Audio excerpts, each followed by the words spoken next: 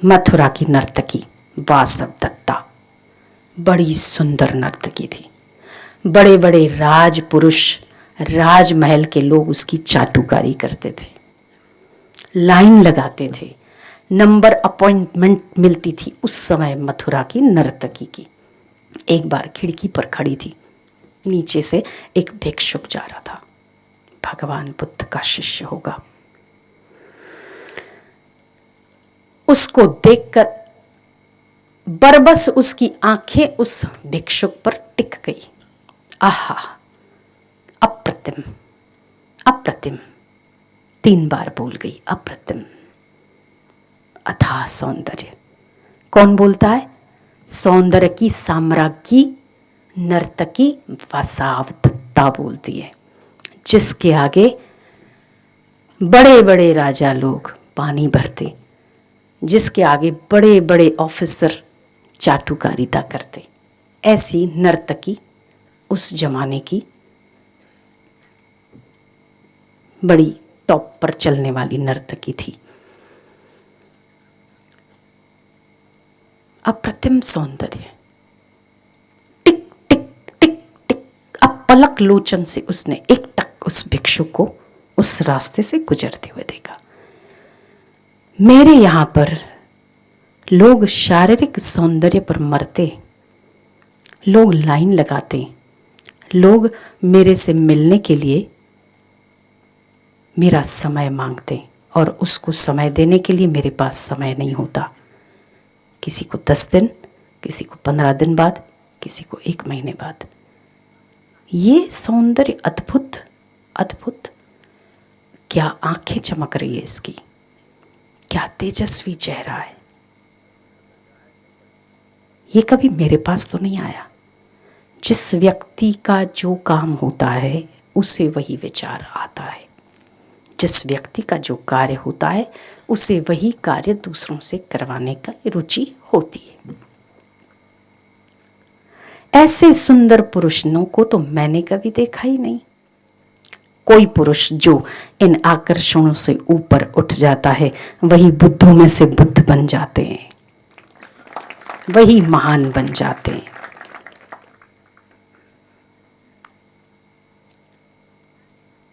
उस नर्तकी का बरबस मन खिंच चला गया भिक्षुक की ओर। अब फट फट फट फट दरवाजे की ओर उतरी, श्रृंगार कर लिया, उतरी और दरवाजे पर खड़ी हो गई।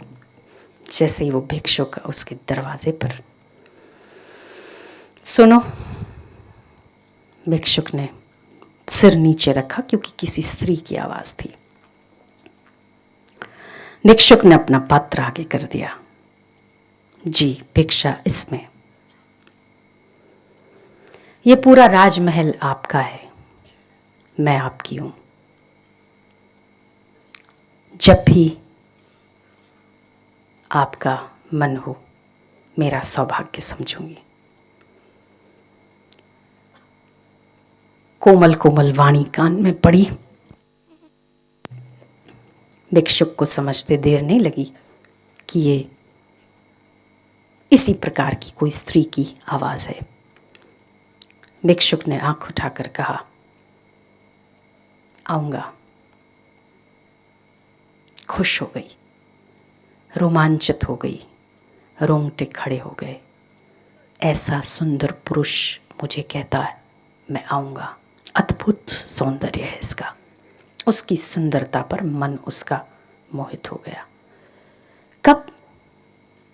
समय आने पर। समय कब आएगा?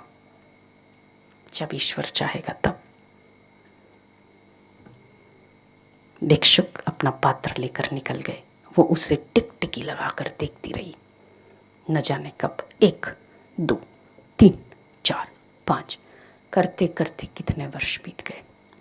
भिक्षुक लौटकर नहीं आए। एक दिन वही वासव दत्ता यमुना के किनारे पर दुर्गंध मारती हुई पड़ी थी। शरीर से पीप निकल रहा था, रक्त के घाव बह रहे थे। कोई न उसके पास फटक रहा था। आप इसको समझदारी से समझना, जो व्यक्ति अपने शरीर के द्वारा अधिक भोग भोगता है उसका अंत कभी भी अच्छा नहीं होता।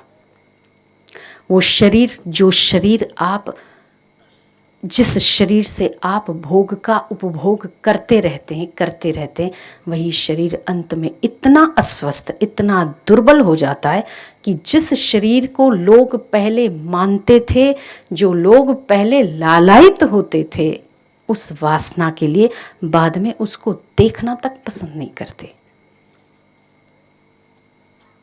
इसीलिए इंद्रियों का उपभोग, चाहे वो भोजन हो, काम हो, चाहे कुछ और हो, सोच समझकर और कम मात्रा में करना चाहिए। इसी को विवेक कहते हैं। और यहीं पर बल बुद्धि का निग्रह, व्यास जी ने कहा कि बलपूर्वक इंद्रियों का निग्रह करना चाहिए। यही सच्चा धर्म है और यही मानव की उन्नति भी है। वासवदत्ता यमुना के किनारे पड़ी, पीप बह रहा है, रक्त बह रहा है, घाव पड़े और उस घाव में कीड़े पड़े।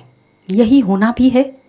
जो अधिक काम का उपभोग करते, उनके शरीर के साथ ऐसा होता ही है, ये निश्चित है। उल्टी पड़ी है, कोई उसे न पहचानता है, न उसके पास फटकने की कोशिश तक करता है। तब पात्र में, वही पात्र जिस पात्र को आगे भिक्षुक ने किया था और उस भिक्षा में भिक्षा डालने की बजाय उस औरत ने उनका समय मांगा था और वरदान स्वरूप ने कहा था भिक्षुक ने कि मैं आऊंगा पर समय आने पर। आज वही पात्र था, उसमें जल था, जल भरकर वो भिक्षुक उनके पास पहुंचा और वासवदत्ता को अपने कपड़े से वो पीप और घाव साफ कर रहा है। पीप निकाल रहा है और घाव साफ कर रहा है, कीड़े निकाल रहा है। जिसको कोई पूछ नहीं रहा है वो भिक्षुक, ऐसा कोमल स्पर्श किसका हो सकता है इस वक्त? जब मेरे पास सुंदरता थी तब तो सब आ रहे थे, आज उसे अपने जीवन की उस बड़ी गलती का एहसास हो रहा है कि ये मैंने क्या कर दिया। अपना इतना सौंदर्य था, कुछ और कर सकती थी, कुछ किसी परोपकार में लगा सकती थी, पर नहीं। हाय राम, पर अब समय चला गया, क्या कर सकती हूं। पर इस वक्त मेरे पास क्या है जो कोई आएगा। थकी थकी आंखें, गड़ी हुई आंखों के साथ उसने आंखें खोलकर सिर घुमाकर देखा, कौन है? अरे अरे तुम इस वक्त क्या रखा है अब मेरे पास? अभी आए हो, अब मेरे पास तुम्हें देने के लिए कुछ नहीं है भिक्षुक। ये समय है आने का। भिक्षुक ने बड़े शांत स्वर में कहा, वासवदत्ता, यही मेरे आने का समय है। क्या इंद्रिय संयम रहा उस भिक्षुक का। यही मेरे आने का समय है। इस वक्त तुझे मेरी आवश्यकता ज्यादा है, क्योंकि तेरे शरीर को आज उन सब ने नोच लिया है जितना तेरे में कस था। आज मैं वो आत्मा का रस भरने आया हूं जो वास्तविक रूप से सुंदर है। क्या महापुरुषों की दृष्टि थी।